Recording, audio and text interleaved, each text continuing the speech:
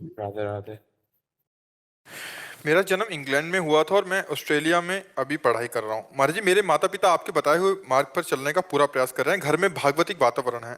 मैं पश्चिमी देशों के कल्चर के हिसाब से जीवन व्यतीत करता हूँ, जिससे अध्यात्म बहुत सीमित है। मैं कोई व्यभिचार नहीं करता, लेकिन बिना अध्यात्म के भी मुझे जीवन जीने अच्छा लग रहा है। कृपया मेरा मार्गदर्शन करें कि मैं अध्यात्म की तरफ कैसे आऊं और उसका क्या लाभ है। विदेश में रहने वाले नहीं मेरी तरह बच्चा। कई युवकों का ये सवाल है। हाँ, मतलब सबसे पहली बात होती है, आप व्यभिचार नहीं करते इसलिए धन्यवाद। पर प्रायः इस अवस्था में, चाहे देश में हो चाहे विदेश में, ये गंदी वृत्ति बढ़ती है। अगर हम इस गंदी वृत्ति से, मान लो आप पवित्र आचरण से चल रहे हो, तो बहुत बड़ी बात है इस अवस्था में। अच्छा, विदेश में हम कभी तो गए नहीं, तो विदेश में क्या ऐसा है जो अपने अध्यात्म के विरोधी हो सकता है? अपने देश में क्या ऐसा है जो अध्यात्म में सहयोगी हो सकता है? हमें तो लगता है कि चाहे भारत में रहो चाहे इंग्लैंड में रहो, यदि आप अध्यात्म को धारण करना चाहें तो आप कहीं भी धारण कर सकते हैं, और ना धारण करना चाहें तो यहाँ भी वही सब है। यहाँ नहीं है क्या? क्या गंदे आचरण नहीं है यहाँ? क्या गंदा भोजन लोग नहीं पाते? क्या गंदा पेय नहीं पीते? क्या गंदी बातें नहीं देखते सुनते? क्यों बच्चा? महाराज जी, इनका मुख्य प्रश्न है कि हम हर काम सच्चाई और मेहनत और सही तरीके से करें, तो अध्यात्म की आवश्यकता क्या है। नहीं बच्चा, नहीं, ऐसी बात नहीं है। अगर आप भगवान नाम जप नहीं करते हैं और भगवान के चरणों का आश्रय नहीं लिए हुए हैं, तो ये सब मेहनत करोगे, इसके बाद थोड़े दिन जियोगे और इसके बाद मरोगे ना। मरने के बाद आप क्या ले जाओगे? शरीर यहीं रहेगा, यहाँ का मकान यहीं रह जाएगा, बैंक बैलेंस यहीं रह जाएगा, मित्र रह जाएगा, जो भी कुछ है सब यहीं रह जाएगा। तो आपका आना किस काम का हुआ? आना किस लिए था? केवल यही करने के लिए। तो मनुष्य योनि की श्रेष्ठता क्या रही? फिर तो सुअर कुत्ता पशु पक्षी भी अपना भोग करके सोते हैं। भोग का मतलब केवल काम से नहीं होता, काम इंद्री से नहीं होता, हर इंद्री को भोग कहते हैं। कोई नेत्र भोग कर रहा है, कोई श्रवणेन्द्रिय से भोग कर रहा है, शब्द सुनकर आनंदित हो रहे हैं, हम श्रवणेन्द्रिय से भोग कर रहे हैं, जनेन्द्रिय से भोग कर रहे हैं, घ्राणेन्द्रिय से भोग कर रहे हैं। तो ऐसा नहीं है कि हम मनुष्य जो शरीर प्राप्ति किए, खूब रुपया पैसा पद प्रतिष्ठा मित्र सब नहीं बच्चा। ये ऐसे मृत्यु लोक में आए, कुछ नहीं, पाई भर नहीं, कपड़ा शरीर में नहीं, शरीर रूपी कपड़ा भी नहीं, सब यहीं जला दिया जाता है। ये जला दिया जाता, ले क्या गए? अगर अध्यात्म है तो लेके गए, और अध्यात्म नहीं है तो शुभ अशुभ कर्म वही पाप है। तो बच्चा, बुद्धिमानी ये है कि यहाँ की कमाई यहाँ रह जाने वाली, कमाते हुए परलोक की कमाई कमाओ। राम राम कृष्ण कृष्ण राधा राधा कहने में क्या परेशानी है?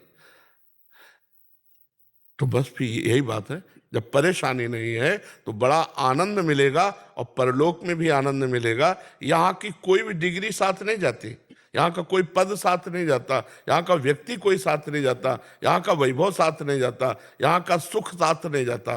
फिर क्या मतलब रहा यार? पूरा जैसे मान लो आपको हम भेजें कि आप विदेश में जाओ और वहाँ कमा करके मकान दुकान सब एक, लेकिन जब भारत लौटना हुआ तो तुम्हारे कपड़े भी उतरा लिए गए। ऐसे देश में क्या तुम्हें अच्छा लगेगा? अच्छा लगेगा ऐसा कि जब आप अपने देश में आओ तो तुम्हारे वहां से कपड़े भी उतरा लिए जाए, कुछ साथ नहीं लाओ, तो आप ऐसे देश में रहना पसंद करेंगे?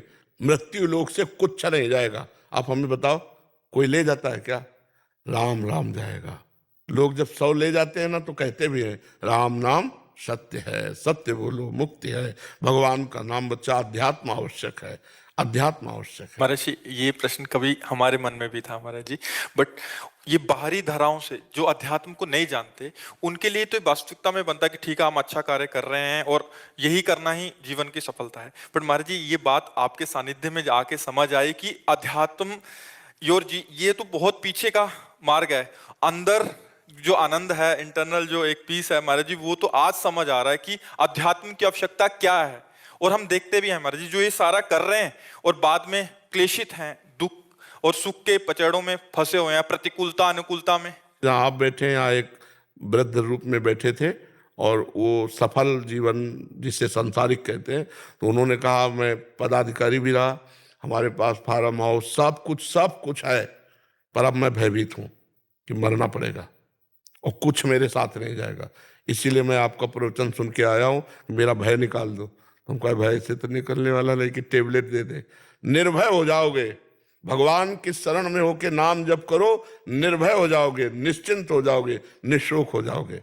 अध्यात्म अत्यंत आवश्यक, क्योंकि ये शरीर सोने का नहीं बना है, ये पांच भौतिक बना है। कोई भी अंग कभी भी खराब हो सकता है, कभी भी घटना हो सकती है।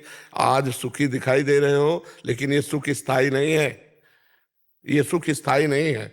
आप आराम से गाड़ी में चले जा रहे, एक्सीडेंट हो गया, राधे श्याम, फिर आपके पास बचा क्या? अध्यात्म।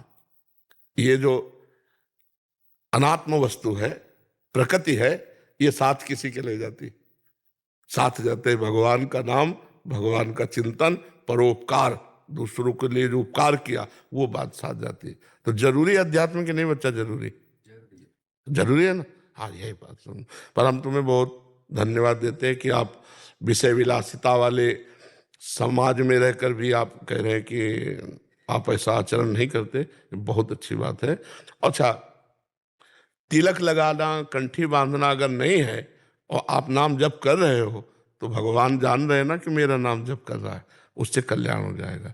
आप बाहरी मान लो परिवेश में है ऐसे, तो आप नहीं धारण कर सकते, कोई बात नहीं, आप राधा राधा राधा बोलो, आप भगवान नाम जप करो, आपका मंगल हो जाएगा। आप जप के देखिएगा कितना आनंद आएगा।